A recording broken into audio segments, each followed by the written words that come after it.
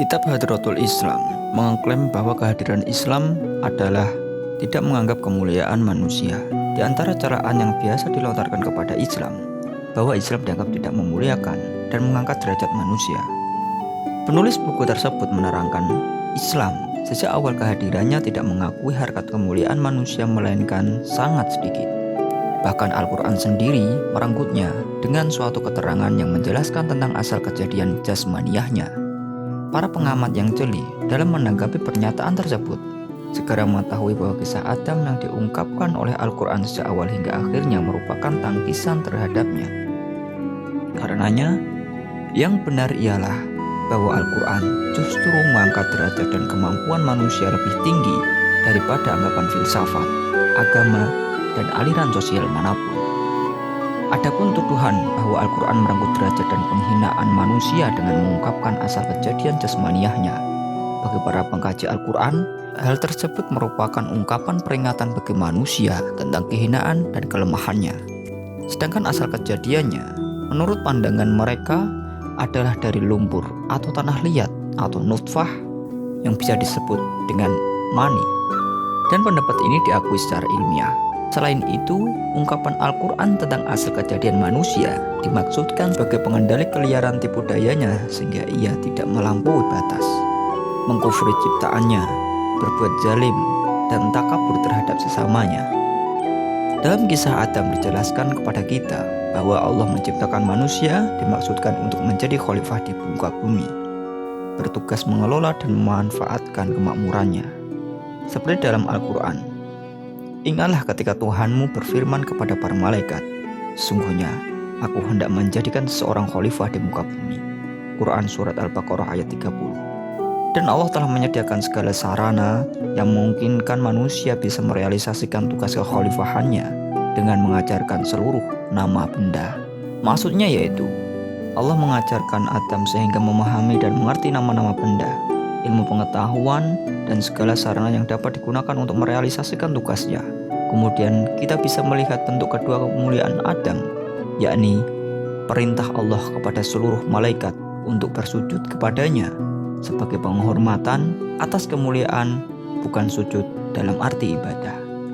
Apabila kita sebut kemuliaan Adam, berarti mencakup kemuliaan seluruh keturunannya, sehingga dengan penjelasan Al-Quran sebagai berikut.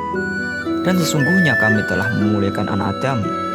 Kami angkut mereka di daratan dan lautan.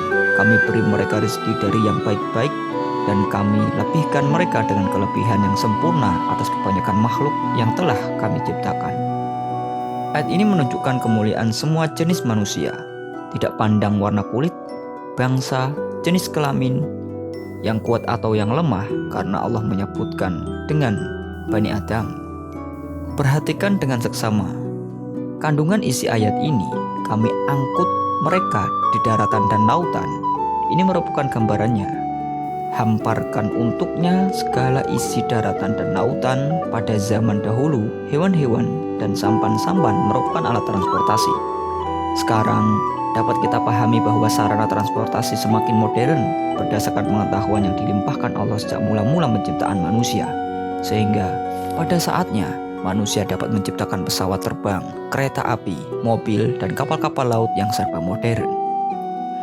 Perhatikan juga ayat berikut ini. Kami beri mereka dengan rezeki dari yang baik-baik. Bahwa ayat ini menerangkan merupakan gambaran nyata tentang kemuliaan manusia dalam masalah makanan dan minuman.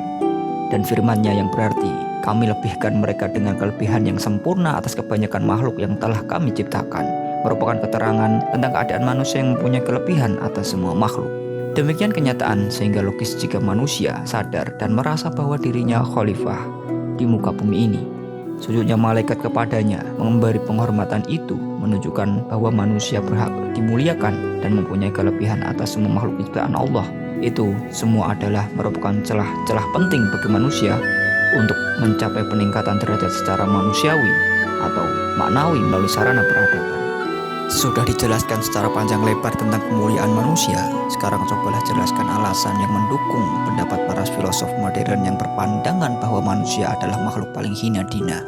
Dikatakan seorang Charles bahwa manusia tidak lebih dari binatang kecil atau ulat menjijikkan yang hidup di tempat-tempat kotor. Sedangkan Nietzsche menyatakan, aku tidak lebih dari seekor kera yang diciptakan Allah melalui proses evolusi yang menjelma seorang manusia. Ini semua adalah pandangan-pandangan tidak sehat dan lemah yang dapat membunuh cita-cita manusia, membuat manusia frustrasi dan pesimis, berpikir buruk sangka terhadap dirinya sendiri.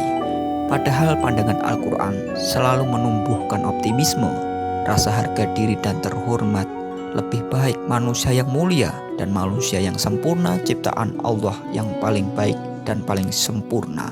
Sehingga dengan itu tidaklah lain manusia adalah makhluk yang baik dan yang terbaik yang diciptakan Allah Subhanahu wa taala, yang memiliki kadar di mana dia bisa lebih baik daripada malaikat dan dia juga bisa lebih buruk daripada hewan. Wallahu a'lam bishawab.